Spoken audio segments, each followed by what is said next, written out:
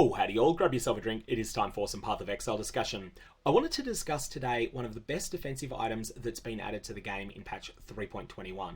This is really underused. This is the Fourth Vow, a Devout Chainmail that is extremely good at defending your character in conjunction with the Glorious Vanity unique Timeless Jewel. So what does the Fourth Vow do? The key stat on it is armor also applies to chaos damage taken from hits.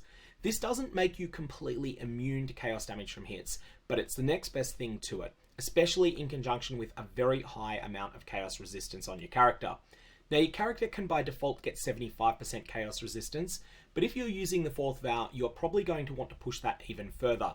You will definitely be using a J'Vaqua version of the Timeless Jewel Glorious Vanity, which will grant you Divine Flesh, which will increase that chaos resistance cap to 80%. In addition to that, you can also use a Crucible Shield. This is the one I'm working on at the moment, and this in conjunction with Divine Flesh will take you to 84%.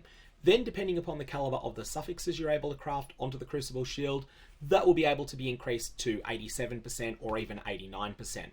So I hear you asking, so what? You're nearly immune to chaos damage from hits. Chaos damage is often chaos damage over time. That's not going to provide any additional mitigation to that. Why do you really care about having 89% chaos resistance and also having armor applying to chaos damage taken from hits when you're still dying to elemental damage or when you're still dying to physical damage? Well, that is where damage taken as X mechanics help you. I want to then introduce the other mod that we've crafted on this Crucible Shield so far. 3% of physical damage from hits taken as chaos damage. Now this is a stat you can get quite a lot of. You can get 10% of it on a mastery, that is an armor and energy shield mastery. You'll pretty much need to take an entire cluster for that because the two armor and energy shield clusters aren't all that good. However, it is absolutely worth the 3 or 4 points you will need to spend in order to do that. So 13% of physical damage a character suffers is then being suffered as chaos damage, but that's not enough. We can do better than that. A helmet that drops in Delve can have 10% of this stat as an explicit mod, and that can be fractured on. Sometimes that'll drop as a fractured mod on a Delve item. So once you have one of those, you can then Eldritch Craft on it and get another 8% of this stat. So with just these sources, you're looking at 31% of physical damage that your character suffers being transformed directly into chaos damage. There's also a number of more esoteric sources of damage conversion of incoming damage: Sublime Vision, Watcher's Eyes with certain mods, Replica Innisbury Edge, and Darkscorn, but these are either high opportunity cost or not necessarily worthwhile. The other significant source, and this is going to be one that's quite hard to get, is a Vaal implicit on a shield. On top of that, 50% of fire, cold, and lightning damage that your character suffers is taken as chaos damage instead because of Divine Flesh. Now, what's really important is how all of this interacts with the Fourth Vow's line, armor also applies to chaos damage taken from hits. A mechanic that's very important here, and this is what makes Fourth Vow so good, is that in cases where armor mitigates multiple types of damage, it does so separately for each type that it mitigates. For example, if you take a hit for 10,000 points of physical damage, and you've got 50,000 armor on your character, you're going to prevent half of that damage, because your armor is equal to 5 times the amount of damage that you're suffering. So you will take 5,000 physical damage. Now, imagine that you have 50,000 armor still, but this time you're converting 50% of that 10,000 incoming physical damage into other elements. And let's just consider it to be all into chaos. Now in this situation, you're going to be hit for 5,000 physical damage and 5,000 chaos damage. Your character's chaos resistance is really going to shrink down the 5,000 damage that's taken to chaos. So for each damage type, if you have a resistance which applies to that damage, it applies first. So if you've got 80% chaos resistance, then suddenly you're taking only 1,000 damage. Then if armor applies to that damage, and because of the Fourth Vow it does, damage reduction for that type from armor is calculated and applied to the remaining damage. Now in this scenario, you're only taking 1,000 chaos damage and you have more than 45,000 armor.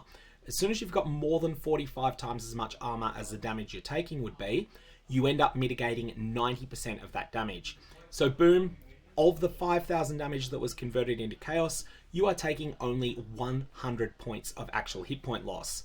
Then, for the component that remains as physical damage, which is 5,000 damage, you're then going to have armor equal to 10 times that, which means that you mitigate 2/3 of it from the way that armor works. So this way, that 10,000 damage that you are going to take is now mitigated down to 1,767. By contrast, if you didn't have 50% of your physical damage shifted away to chaos, your armor would be less effective. Instead of providing 2/3 mitigation, it would only provide 50% mitigation, and so you would take 5,000 raw damage. You'll see here how this combination of wearing the fourth vow and shifting lots of damage into chaos is extremely effective. Now here I have taken a slight exaggeration because I've allowed you to get 50% of physical damage shifted away to chaos. In a real world scenario, you're probably shifting more like 31%, but even then, the same mechanics apply, just with slightly less favorable numbers. The final thing that makes the fourth vow so good is the way that all of this damage shifting works when monsters have abilities that penetrate your resistances. Most monsters that have a skill that penetrates player resistances only penetrate the resistances that that skill is actually attacking. For example, Uberatsri's Empowered Flame Blast penetrates fire resistance, but it doesn't penetrate chaos resistance. The Maven's Uber Fireball penetrates fire resistance, it doesn't penetrate chaos resistance. What this means is that damage that is converted into other types end up not having any penetration attached to them, or at least they still have penetration, it's just that penetration is not effective. And this means that all of the other damage shifting mechanics that make the fourth vow into such a good item end up protecting you even more against the most deadly hits in the game. And that's all I got on this item, why it's so good. May your Varlobs have interesting results, and I will see you around.